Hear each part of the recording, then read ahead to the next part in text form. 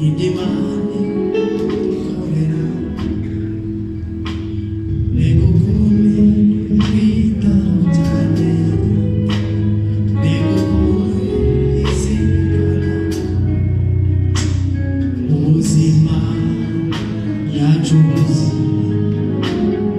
tuyishime tukiriho tujye dutekereza idimani dukorera negukumi twitaho cyane negukumi izirikana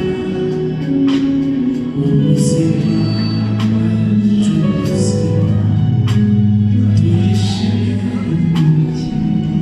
majwi yacu magufi tujye dutekereza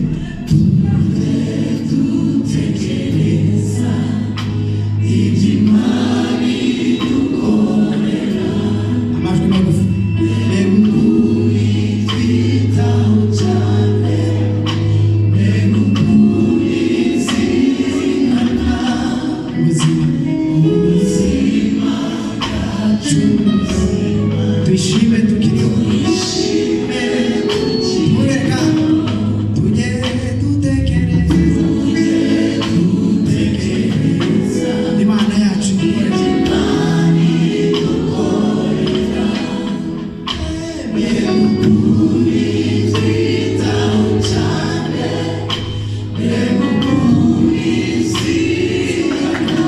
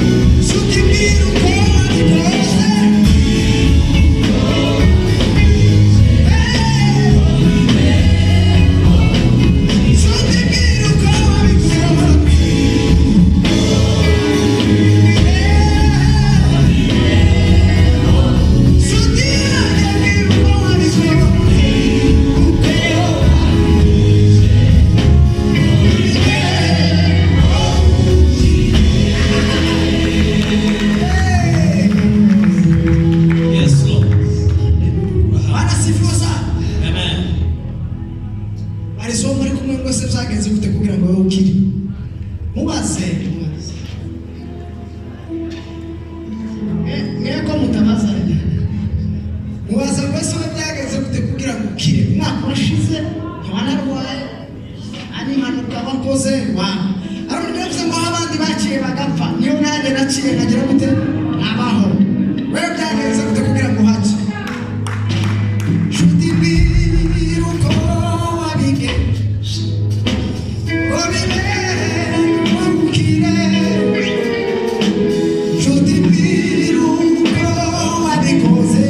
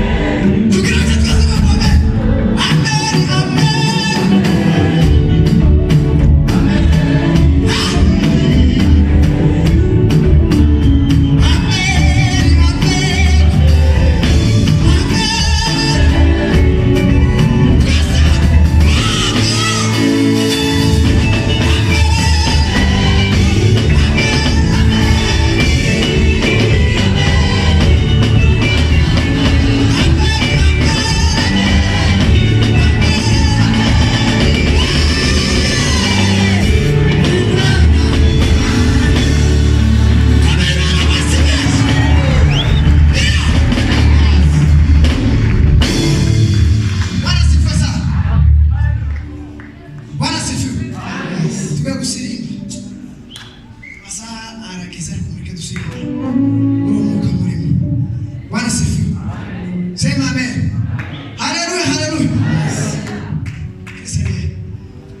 ngaho shiramo igisimba papa.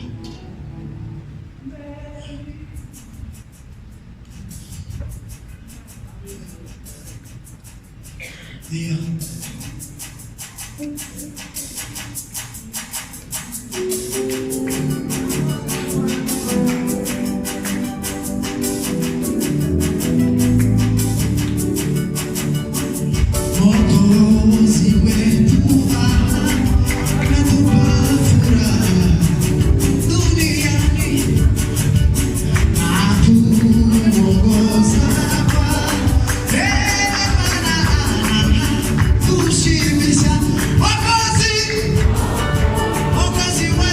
Somebody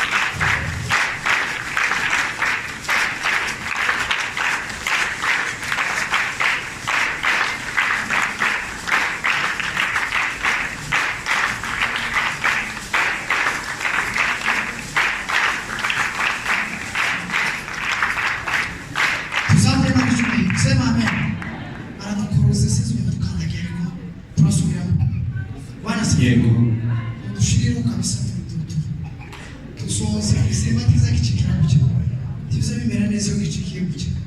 none basubizemo n'akarere kari kabereka ibyuma ariko dusubire kandi bamubwira ahandi twari tugeze rero twe sombre Imana amaboko ni bari nawe mbasha haleluya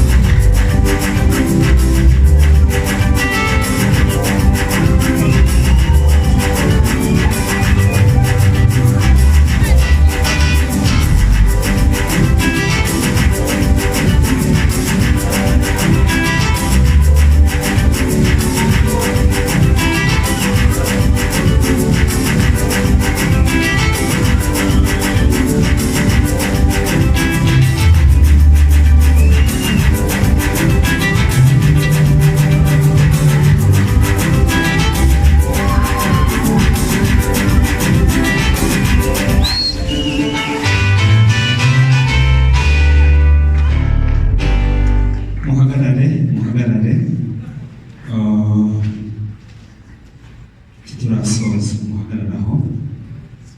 munembere twese tugihagaze kugira ngo babe batunganya hano hantu ngo baradufasha ari igihe ibyuma bidutenguha ariko mbega ngo niryo sengesho nshaka dusenga igihe Imana iramfasha tubikoreshe neza urakaza neza uri hano Imana igumugishe nimba ari imvugo twamenyereye nimba ariko nyine twese ntitubibona abantu turashima Imana turenze kwa mbere kugeza none n'icyo yarakoze ariko njye nashima Imana indinda buri munsi igaruke gusa kwa 12 kwa mbere hari ibidutegereje byinshi ariko ni byiza sibuze ko ari kwivuga gutyo mudufashe natwe tubafashe noneho twifashe tube itsinda rigari Imana yokoresha ibiruta ibyo dutekereza ibyo kuri maze iminsi bitekereza icyo mfashe nanjye kinabyiga ni muri abo bifuza uko biba gutyo akenshi amateraniro yacu foswe n'ahandi henshi dutekereza uko byaryoshye cyane byageze kuri topu iyo twavyinnye n'ibyo ariko Imana iri mu ijuru iduhishurire uko tubyina cyangwa se tutambira Imana ariko tugira n'umutima wo gukunda gusenga Imana twiri gusenga inziko nshuti zanjye twe tugifite zino mbaraga twiriye gusenga iyo usenze urakomera wunguka ubwenge ariko iyo ubyinnye gusa hari igihe biba n'imyaka 40, 50 ukumva tukibikeneye murebe mwese ureba hariya usanga dufite Bibiliya bakeya mwanumva sibyo tutunge Bibiliya tuba abahanga mu ijambo tuba abahanga mu gusenga tuba abahanga mu kubyinira Imana nuzaza kubyinira Imana ukubita amavi hasi usenge habe ibindi byuya nk'ibyo twatubira hano byo gusenga niba ryo mu ijambo mwuka w'Imana gufashe dusesengura iyi si iraremereye igisigo gute cyatugeza ahantu honyine icyo ushaka kumenya duhindure hari igihe tugira ngo ibindi byo byonyine biryoshye oya hari ahantu ejo bundi nagiye numva mfite umwenda ntazi igihe nzawishurira mbona abantu basenga guhera saa yine bahagaze bakageza iby'ukuri saa 12 za mu gitondo ntiwuzumva ni ku rwego rumwe rukomeye cyane uba wagezeho twige gusenga nituje gutambira Imana tube duherekejwe n'amasengesho nituje mu ijambo ntibijyaho rifata buri ijambo rirarema munebere dusengere iki kintu kimwe ibyo Imana yarakoze idufite imigambi myiza nta na rimwe Imana irigeragera umugambi mubi ku mwana w'umuntu ari wo wese ariko tugire umwanzi umuzi utwiba ibyo Imana yaduhaye cyangwa imigisha yacu nasoma umurongo umwe naho nibe imigani iki kintu nagitekereje mu gitondo somye biranumva umwuka w'Imana arakinemeje imigani 22 yego 22 n'umurongo umwe aravuga ngo ariko kunesha kuva ku Uwiteka kuvugwa neza biruta ubutunzi bwinshi no gukundwa biruta ifeza na zahabu iki kintu mureke mbabwire umwuka w'Imana yakipishuri muzi ko hari ibihe umuntu azabaho ugasa nkaho uba ahantu wenyine ukaba muri no Foursquare ukaba mu muryango kumva uba ahantu hawe nta gikundiro nta n'umuntu ubyibuze niba dusohotse urirukanka urinjira usa nkaho uba ku gasozi kawe wenyine muzi umuntu bamuvuga neza bavuga ngo uriya mukobwa uriya mupapa uriya mushumba uriya muririmbyi uriya muhungu uriya mumama uriya mwana yego kuvugwa neza no gukundwa abavandimwe kandi reka mbavuze iby'ukuri kimwe kiza gituma dukundwa ni igihe twakoresheje ibyo Imana yaduhaye mu mwanya wabyo yego tubikingirana ukareka bigasohoka hari igihe Satani aza tubesha ukaba ku musozi wawe wenyine bikagira aho wigunga no mu mutima oya kidasenga muri uyu mwaka ntibivugwe neza ibyo ndafite Imana impa ibintu kora mvugwe neza kandi kiriho nawe ukiriho hari ibyo waharanira icya kabiri kundwe igikundiro c'Imana iyo cyakujeho